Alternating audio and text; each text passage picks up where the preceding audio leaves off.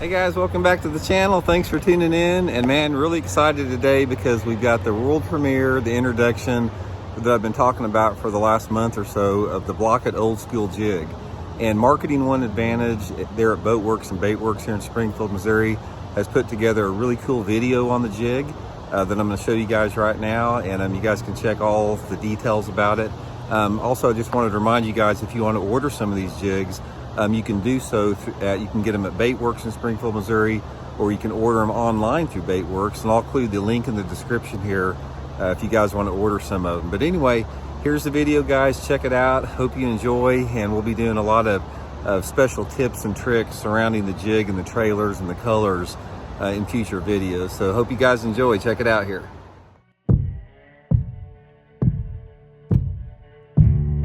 You know, I've been fishing jigs ever since I was a teenager, back in the 70s here in the Ozarks. And, you know, that was a big deal back then because back in the day, back in like the late 1970s, that's when the living rubber jig first came out.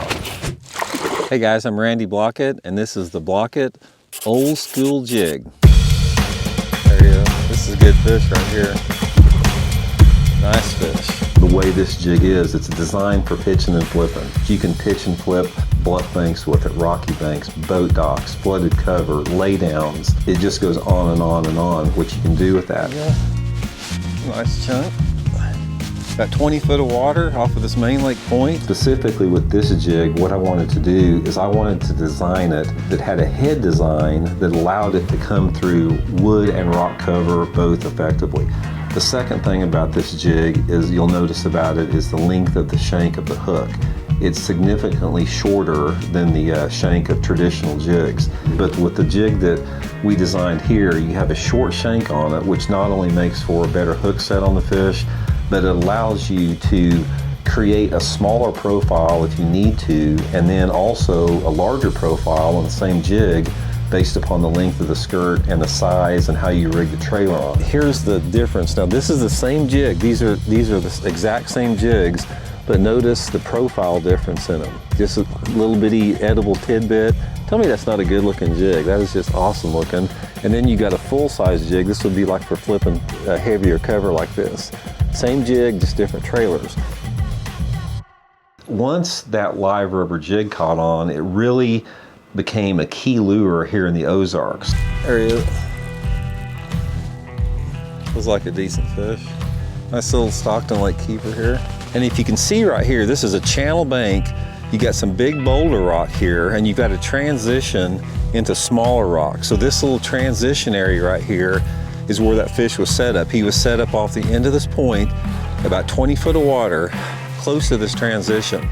And when you're jig fishing in the wintertime, that's what you want to look for. These fish are going to be hanging on these channel banks. They like to be around some type of bigger rock and where they've got immediate access into deep water. I was fortunate to get mentored by one of the Ozark legends around here. His name's Terry Thomas. That was when my introduction to the jig fishing that I use today began. Sorry. 90% of the tournaments during from about 1982 to back in the early 90s, I had nothing but a flipping stick, 30-pound test line, and a half-ounce live rubber jig with a #1 pork frog on it. That's just what I did. I finally took it out on the national circuit in 1989. I won my first Bassmaster event as a Bassmaster Top 100 tournament on Bugs Island Lake. Caught every fish that I weighed in that tournament on a half-ounce live rubber jig. Jig and pork frog to help you hook more fish. But the real key, guys, on this jig is the live rubber skirt. I'm not aware of any companies out there that make a hand-tied living rubber skirt anymore, because the problem that you have with it is it's extremely labor intensive. You have to tie this thing, you have to get it cinched right, you've got to even up the skirts. When you cut it, you've got to separate all the rubber fibers, because when you cut it with a pair of scissors, it doesn't come clean, and you've got to pick them through by hand.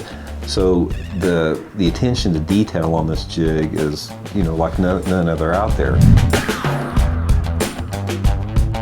There's so many local jig experts in the Ozarks that continue to hand tie their own live rubber jigs, and they don't talk about it. I mean, there's a lot of guys out there that you know, try to find access to live rubber, tie them up, because it simply produces more bass. That's one of the reasons I wanted to come up with this.